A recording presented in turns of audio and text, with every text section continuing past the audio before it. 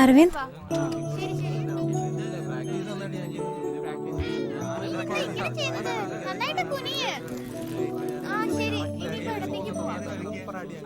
എന്നെ വിടാൻ ഉദ്ദേശിച്ചല്ലേ? വിടാൻ കഴിയില്ല. എന്തായത്? അവനൊരു പാവല്ലേ? രാത്രി ഒരുപോലെ കണ്ണടച്ചിട്ടില്ല. ഇവിടെ വന്നതിന് ശേഷം വസന്ത പിടിച്ച കോഴിയെ പോലെയാ. എന്റെ കൂടെ ഒരു 1 hour വരാൻ കഴിയുമോ? അതെ, ഇങ്ങനെയൊക്കെ പറഞ്ഞു കൂട്ടിക്കൊണ്ടുപോയിട്ട് ഇരിക്കുന്ന ഇരിപ്പ് കണ്ടില്ലേ? ഞങ്ങളുടെ അരവിന്ദൻ എന്താ ഒരു കുറവ്? ഒന്ന് മിണ്ടാതിരിക്കെ പ്ലീസ്, 1 മണിക്കൂറത്തേക്ക് എന്റെ കൂടെ വന്നേ മതിയാവൂ. എടാ, നീ പോയിട്ട് വാ. നിങ്ങൾ അങ്ങോട്ട് നടന്നോ, ഞാൻ ഇവനെ പറഞ്ഞു വിടാം.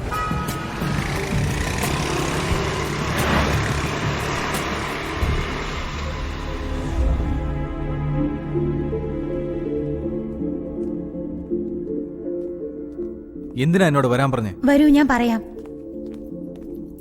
ഇവിടെ കാണുന്ന ഈ വസ്തുക്കളുടെ പിന്നിൽ ചില കഥകളുണ്ട്. ഇപ്പം ജീവിച്ചുകൊണ്ടിരിക്കുന്ന നമ്മളൊന്നും ആരുമല്ല ഈ ലോകത്ത്. അതായത് 1000 വർഷങ്ങൾക്ക് മുൻപ് ധീരതയും സംസ്കാരവും നമ്മുടെ ഈ ലോകത്തിന് പകർന്നു തന്നില്ലേ? അവരൊക്കെയാണ് യഥാർത്ഥ മനുഷ്യർ.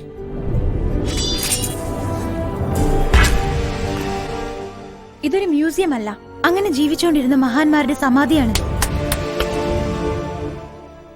ഇന്ന് നമ്മൾ കണ്ടുകൊണ്ടിരിക്കുന്ന മോഡേൺ സയൻസിന്റെ ചരിത്രം 500 വർഷം അഡ്വാൻസ്ഡ് ആണെന്ന് പറഞ്ഞാൽ നിനക്ക് വിശ്വസിക്കാൻ കഴിയോ? സ്പേസ് റിസർച്ചിലെ ഇക്കാലത്തെ സയന്റിസ്റ്റുകൾ 9 ഗ്രഹം, അതിന്റെ പേരുകളൊക്കെ ടെലിസ്കോപ്പ് വെച്ചാ പറയുന്നത്. എന്നാൽ 1000 കൊല്ലങ്ങൾക്ക് മുൻപ് നമ്മുടെ നാട്ടിലുള്ള ക്ഷേത്രങ്ങളിലെല്ലാം നവഗ്രഹങ്ങളെ വെച്ച് വഴിപാട് ചെയ്തില്ലേ? എങ്ങനെയാണ്?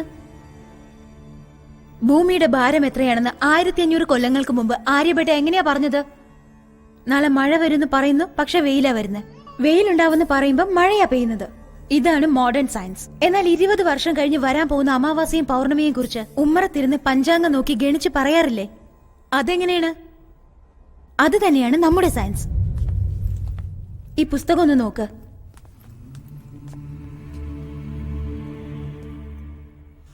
ഈ പുസ്തകത്തിനും എനിക്കും യാതൊരു ബന്ധവുമില്ല. എന്നാൽ നീയും ഈ പുസ്തകവും തമ്മിൽ നല്ലൊരു ബന്ധമുണ്ട്. ഇത് എഴുതിയത് ആരാന്ന് നിനക്കറിയാമോ? Great master Bodhidharma. ഒരു തമിഴ്നാട്ടുകാരൻ. അദ്ദേഹത്തിന് മറ്റൊരു ബുദ്ധനെന്നാണ് ഓഷോ പറയുന്നത്.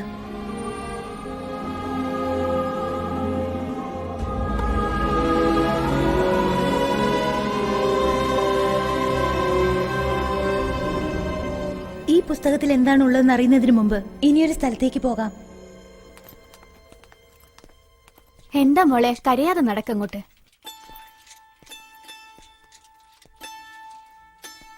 ഈ കുഞ്ഞുങ്ങളെ ഒന്ന് നോക്ക്. എല്ലാവർക്കും ക്യാൻസർ ആണ്. 7ഉം 8ഉം വയസ്സുള്ള കുഞ്ഞുങ്ങൾക്കാണ് ക്യാൻസർ. ഇവരെന്ത് തെറ്റാ ചെയ്തത്? സിഗരറ്റ് വലിച്ചോ അല്ലെങ്കിൽ പാൻപരാക്ക് തിന്നോ? എന്തുകൊണ്ടായിരിക്കും ഇത്രയും ചെറുപ്പത്തിലെ ഈ രോഗം വന്നത്?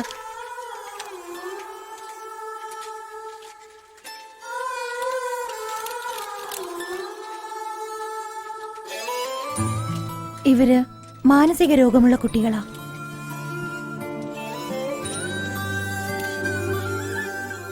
മറ്റുള്ള കുട്ടികളെല്ലാം സന്തോഷത്തോടെ സ്കൂളിൽ പോകുമ്പോ ഇവര് മാത്രം ജീവന് വേണ്ടി പോരാടുകയാണ്.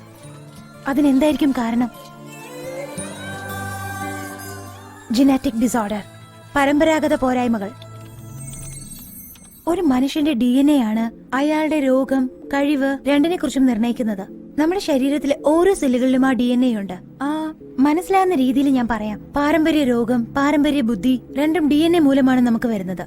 ഹാർട്ട് അറ്റാക്ക്, മുട്ടുവേദന, പ്രമേഹ രോഗം, ഇപ്പൊ നമ്മൾ കണ്ട കുഞ്ഞുങ്ങൾക്ക് വന്ന അസുഖമെല്ലാം ഇതിനെല്ലാം കാരണം പാരമ്പര്യ DNA തന്നെ ഉണ്ട്.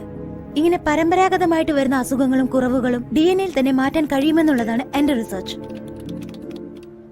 ഇനി പ്രധാനപ്പെട്ട ഒരു കാര്യമുണ്ട്.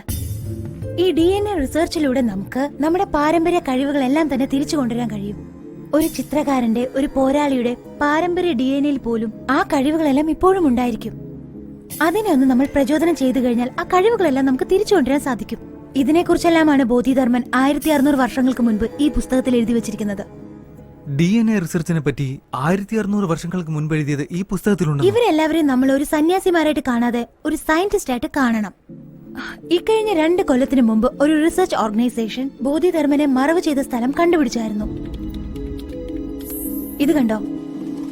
അദ്ദേഹത്തിനെ മറവ് ചെയ്ത സ്ഥലത്ത് നിന്നും പല്ലും തലമുടിയും ലഭിച്ചതുകൊണ്ട് മാത്രമാണ് ബോധിധർമ്മന്റെ DNA കിട്ടിയത്. ഇത് ഞാൻ ഇന്റർനെറ്റിലാണ് കണ്ടത്.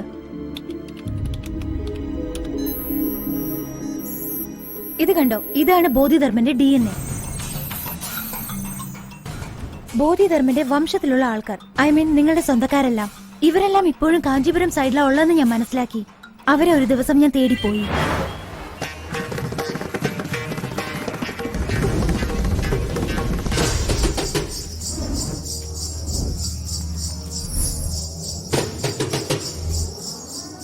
ബോധിധർമ്മന്റെ DNA പാറ്റേൺ നിങ്ങളുടെ സ്വന്തക്കാരിൽ ആർക്കെങ്കിലും മാച്ച് ആവുന്നുണ്ടോ എന്ന് ഞാൻ ചെക്ക് ചെയ്ത് നോക്കിയായിരുന്നു.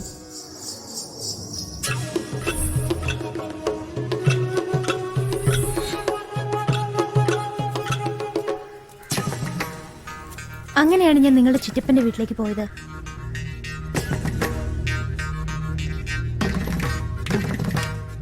ആ വീട്ടിൽ എന്നെ ഒരു കാര്യം അതിശയിപ്പിച്ചു. ബോധിധർമ്മന്റെ രൂപസാദൃശ്യത്തിലുള്ള നിന്റെ ഒരു ഫോട്ടോ ഞാൻ കണ്ടായിരുന്നു.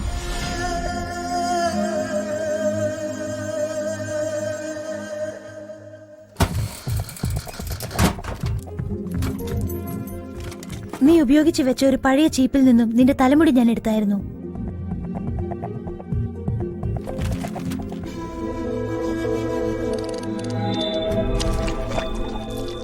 ഞാൻ കരുതിയതുപോലെ തന്നെ നിന്റെ DNA പാറ്റേണും ബോധിധർമ്മന്റെ DNA പാറ്റേണും തമ്മിൽ 80% ഒരുപോലെയായിരുന്നു. അതിനുശേഷമാണ് ഞാൻ നിന്നെ തേടിയെത്തിയത്.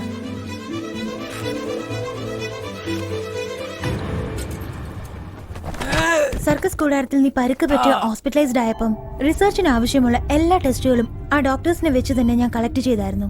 ബോധിധർമ്മന്റെ കഴിവുകൾ നിന്റെ DNAയിലുണ്ട്. ഇതിന് ജനറ്റിക് മെമ്മറി എന്നാണ് പറയുന്നത്. ആ മെമ്മറിയെ പ്രചോദിപ്പിക്കുമ്പോൾ ബോധിധർമ്മനുണ്ടായ എല്ലാ കഴിവുകളും നിന്നിൽ പ്രകടമാവുന്നതാണ്. യെസ്, 1600 വർഷങ്ങൾക്ക് മുമ്പ് ജീവിച്ചിരുന്ന ബോധിധർമ്മനെ അതേ കഴിവുകളോടെ തിരിച്ചു കൊണ്ടുവരാൻ എനിക്ക് കഴിയും. എന്നാൽ അദ്ദേഹത്തിന്റെ കഴിവുകളെല്ലാം ഇക്കാലത്ത് എങ്ങനെ യൂസ് ആവും? ബോധിധർമ്മൻ വലിയൊരു വൈദ്യനായിരുന്നു. നമ്മുടെ നാട്ടിലുള്ള വലിയ വലിയ മലകളിലെല്ലാം ആയിരക്കണക്കിന് പലതരം അപൂർവ ഔഷധങ്ങളുണ്ട്. അതിനെക്കുറിച്ചുള്ള മിക്ക ഗ്രന്ഥങ്ങളും ചില യുദ്ധങ്ങളിലായിട്ട് നശിപ്പിച്ചു കളഞ്ഞു. ബോധിധർമ്മന് ഓരോ ഔഷധ ചെടിയുടെ ഫലവും അതിന്റെ വേരുകളുടെ ഉപയോഗത്തെക്കുറിച്ചും അറിയാമായിരുന്നു. അതെല്ലാം ഈ ലോകത്തിന് പ്രയോജനമായി തീരണം. ഇതെല്ലാം നീ മനസ്സ് വെച്ചെങ്കിൽ മാത്രമേ നടക്കുള്ളൂ. ഇപ്പൊ ഞാൻ എന്ത് ചെയ്യണം?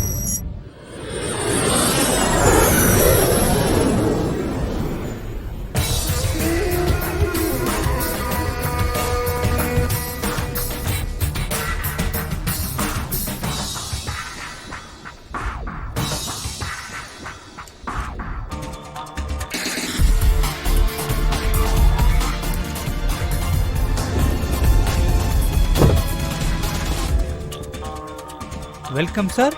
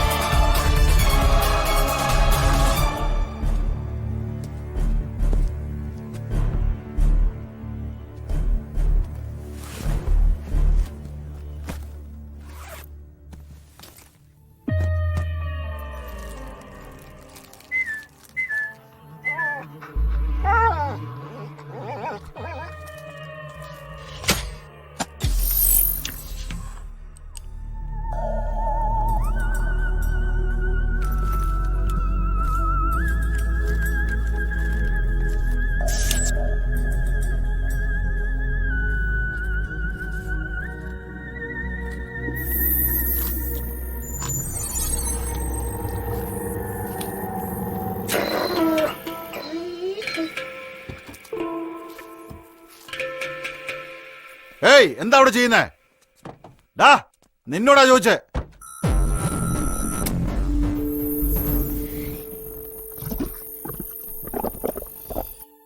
ആളെ കണ്ടിട്ട് കൂർക്കെ പോലെ ഇല്ലല്ലോ. ആടാ നീ?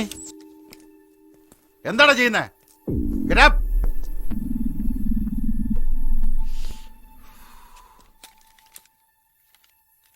ഇതെന്താ നോക്കടോ? സിറിഞ്ച്, മരുന്ന്, ഗ്ലൗസ്, പെട്ടി. സർ, അസ്ഥി കൂടായിട്ട് കാണുന്നു സർ. ആരാടാ നീ?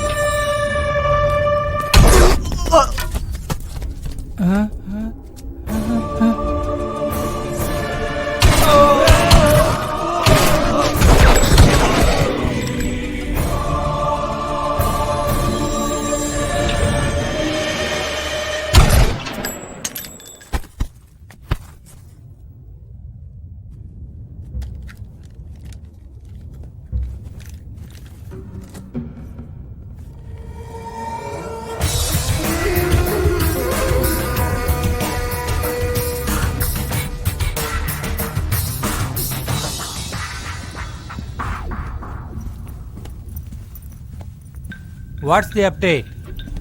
Operation Red has successfully started. Any victim? 9 policemen. What about the girl, Subha? I will kill her tomorrow. Bodhidharman should not come again. Bodhidharma will not come again.